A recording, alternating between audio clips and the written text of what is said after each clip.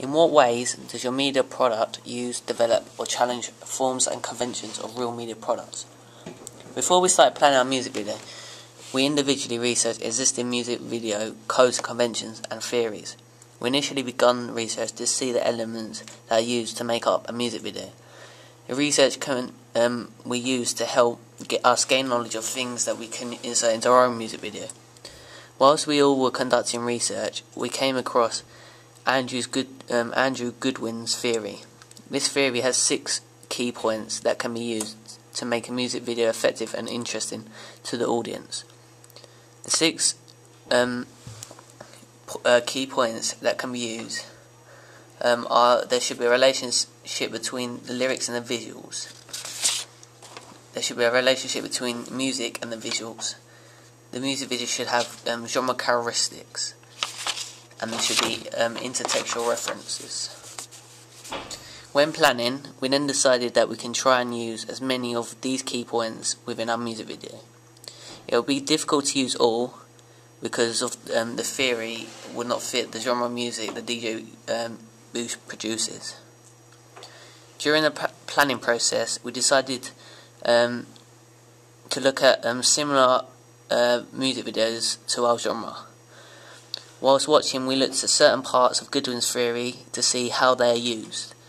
We did this also allowed us to use see what aspects our music video had to include to portray the correct genre. The following are the points that DJ Boost music video fit. A relationship between lyrics and visuals. When planning our music video, we learned that there were many ways in which we could have a relationship between the lyrics and visuals. When looking at existing music videos in the same genre, I found that similar methods were used. These included lyrics appearing on the screen whilst it was being sung.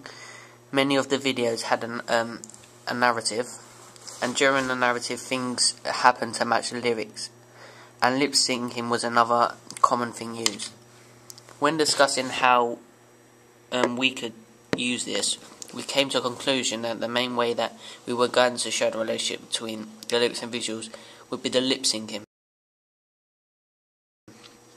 We immediately ruled out using things that would happen to match the lyrics. The reason was we ruled this out was because our music video is going to mock the pop industry, so we want many dance moves to feature within the video. This has led to not exactly having a typical narrative. We decided as a group that we were going to use lip syncing throughout our video. As we will have 4 people featuring throughout, we came to a conclusion that they should all lip sync at various points within the video. As well as lip syncing, we had inserted various actions that the characters do to match the lyrics. An example of this is during the Justin Bieber section. The character clearly puts one finger up to synchronize with the one-time lyric. As when the word celebration appears, he clutches his fist and brings them towards his body as if he's celebrating something. By adding these various things, it keeps the audience interested in what's going to happen next. It also helps them to understand what is currently happening within the video. Relationship between the music and the visuals. Throughout our video, there are many different relationships between the music and the visuals. This can be seen from the outset of our music video. It is evident that the music comes from the iPhone that the character is listening to. When he is listening to it using his earphones, the music is muffled to show we can only hear it because the character is listening to it loud. But when the character takes the earphones out, the music changes so we're all able to hear it clearly. One more time.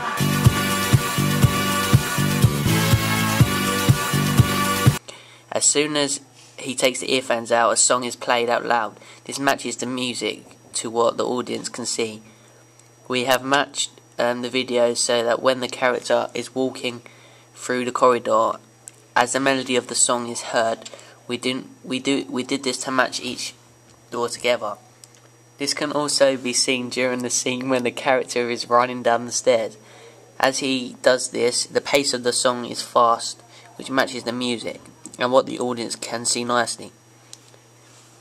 This provides the video with a fast pace, keeping the audience intrigued. Each video should have genre characteristics.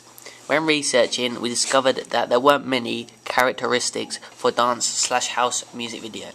An obvious one that we discovered was there was dancing scenes where the characters would dance to the video within a club environment. Whilst planning, it was clear that our music video would have people dancing within. This is because our video is a spoof, so the characters will spoof various pop dance routines. To gain a club feel, we decided to use various equipment such as lights and smoke machine within the last part of the video, which is Gangnam Style. We used the laser lights to make it look as if they were in a club. This portrays the genre well. We also found that sometimes the artist of the song would feature within the video in some sort of way. In addition to this, we did decide that the artist DJ Boosh, because he does not like the limelight, but this can set an idea whether any of the characters within the video is actually DJ Boosh. We wanted to keep his identity hidden, so by not exactly pointing him out, we have slightly gone against the codes and conventions, but believe this works well. Intertextual references. Our intentions from the outset was that our music video was going to be one major intertextual reference. We decided during the process of mocking the pop videos that each door will represent an intertextual reference to a different music video. We decided that the intertextual reference will be based on costume, location and dance routines. The intertextual reference that we'll use will be Los de Rio's Macarena,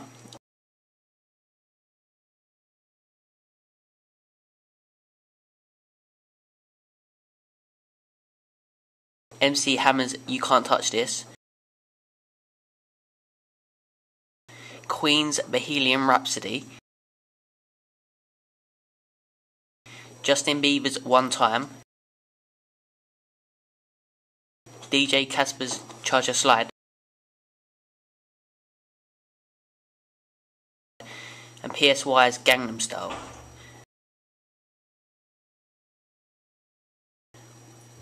We all tried to obtain costumes that were similar to the original videos. This was difficult and time consuming because not all the costumes were easy to access. In addition, we used a green screen within most of these videos. This was a huge help as we then could remove the green and insert a backdrop which was similar to the original video. We did this to make it more clear of what video we were trying to reference. The final part, which makes it clear the video was referenced, were the dance routines. We decided to choose iconic dance routines that our target audience would know. We have chosen dance that the audience can relate to, perhaps because they have previously danced to it or just recognise it. By adding the dance routines, the audience are able to relate themselves to the characters, and this keeps the audience interested. What have you learned from your audience feedback? As a group, we decided on two methods in which we could obtain feedback. The two ways we have decided will provide us with constructive feedback which will allow us to improve our music video. The two ways that we have decided to receive feedback is by posting the video on Facebook to obtain comments, and also to screen it to our media group. We decided to post the video on Facebook. The reason we use this social networking site in particular is that we can obtain feedback from our target audience. The fact that our target audience is 18 to 25 years of age, many of the people within this social networking site is of this age, so they comment on whether they personally liked it and if they would watch it again. One person commented and said, "Haha, it was really funny, loved the intertextual references, and the camera movements was great too. Needs smoother ending." At the time we uploaded it, we was yet to add the ending of the video. We added Gangnam Style, but taking his comments into consideration, I'll make sure that the ending of this music video will smooth and the audience understand that it has ended. Otherwise they'll be disappointed if they're expecting something else to happen. The feedback that we have obtained was positive, and this was helpful as it meant that we satisfied the needs of our target audience. Many of the people that commented said that they understood the intertextual reference. Jack Corrigan said loved the intertextual reference, and Maddie Carragher said I understood all the intertextual reference and they worked really well with the music.